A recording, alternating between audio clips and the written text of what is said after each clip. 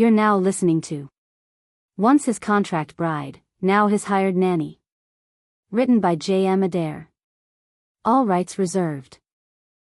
Chapter 2, The Contract. The papers looked thicker than any school module Elena had ever printed. They lay on the desk between them, neatly stacked, clipped together, each page stamped with some emblem: DeLuca Group's crest, the notary's seal, the lawyer's initials. It all screamed permanent. "Read it," Matteo said. She let out a shaky breath. "All of it?" "I don't put my signature on anything I haven't read," he replied. "You shouldn't either." His lawyer, a bespectacled man with silver at his temples, waited to the side with the patience of a long career. He'd introduced himself as Senior Romano, and then barely spoken a word since. Elena sank into the leather chair provided for her, feeling small and out of place. The contract pages trembled in her hands as she began to read.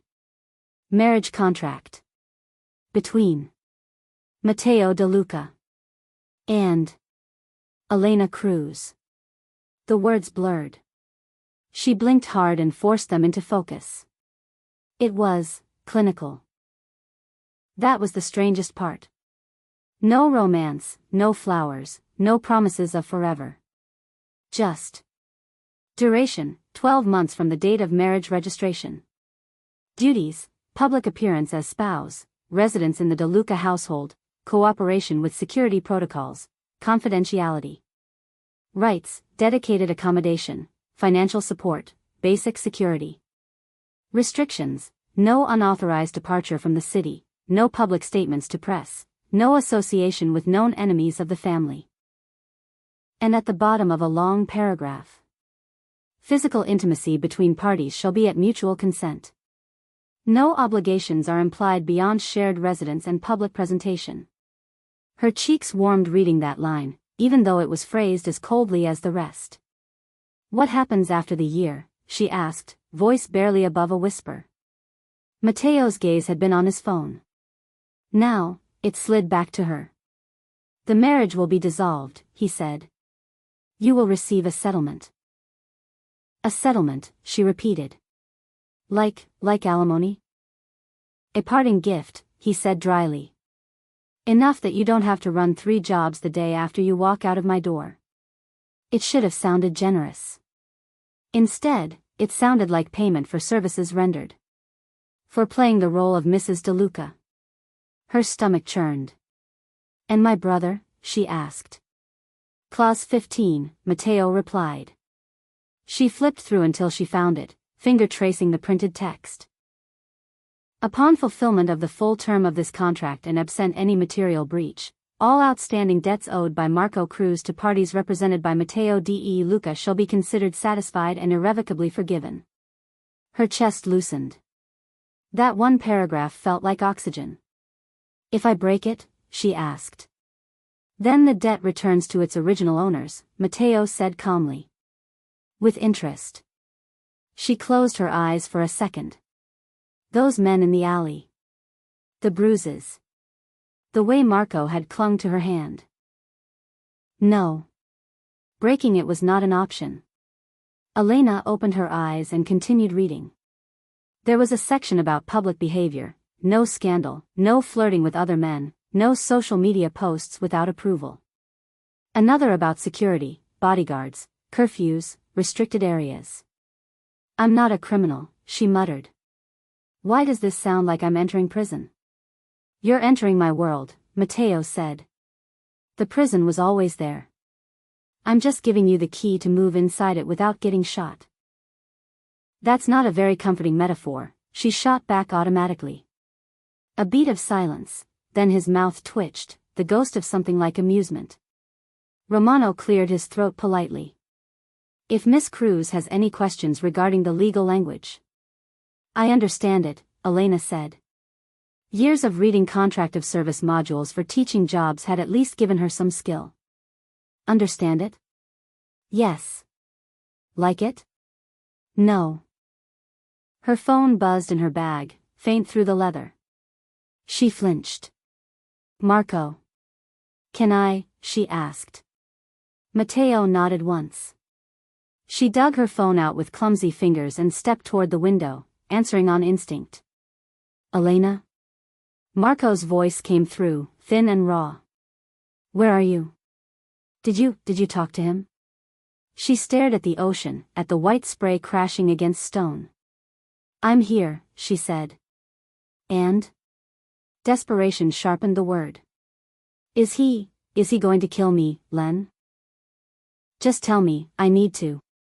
He's not going to kill you, she said, cutting in. Not if I sign something. Sign what? Her hand clenched around the phone. A contract. Elena. It's my choice, she said, forcing steadiness. This is how I pay it back. All of it. You walk free. Mama wouldn't want you dead, Marco. A strangled sound came down the line. I don't want you, I can't let you.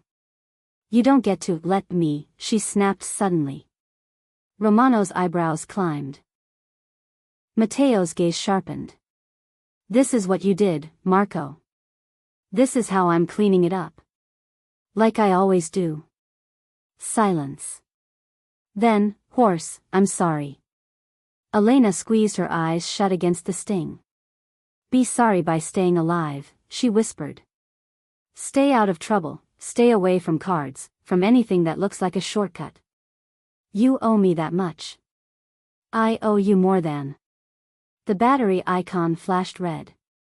I have to go, she said. If I don't call you tonight, it means it's done. Okay? Elena. The phone died. No dramatic end call button, no tidy goodbye. Just a blank screen. She slowly lowered the useless device and turned back. Matteo hadn't moved, but the room felt smaller. Decided? He asked. She slipped the dead phone into her bag like a burial and walked back to the desk. Her fingers didn't tremble this time as she picked up the pen. I have one condition, she said. Romano blinked, Matteo's gaze narrowed. You are not really in a position to. I know, she cut him off, surprising herself with the steel in her own voice. But you said you need a wife who won't betray you. So you need someone who can think. This is me thinking. He studied her, curiosity glinting under the ice. Go on, he said. The physical part, she said, forcing the words out. I won't be forced. You've written it there. Mutual consent. That clause stays. You don't change it later.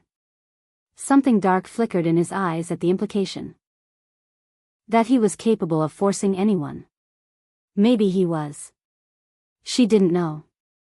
I don't share my bed with unwilling guests, he said. His tone cut. The clause stays. She swallowed. Then. I have no more questions. She bent, signed her name at the bottom of the last page.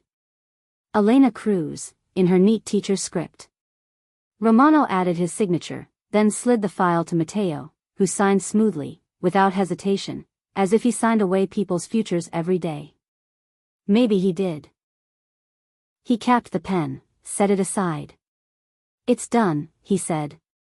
We register the marriage tomorrow morning. The ceremony will be civil. Efficient. Do I get a dress? Elena asked, the ridiculous question slipping out before she could stop it.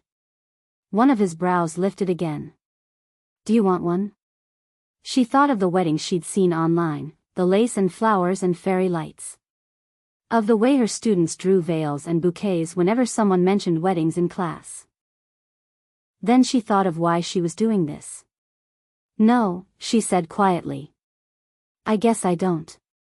For the first time, something like pity, or regret, flashed, almost too quickly to catch, across his face. I'll have someone bring appropriate clothes, he said. You'll be picked up at 8. Just like that. A wedding appointment penciled into his schedule between a board meeting and a beatdown. Elena nodded, numb. As she turned to leave, his voice stopped her. Ms. Cruz. After tomorrow, he said, people will address you as Mrs. DeLuca. Get used to it.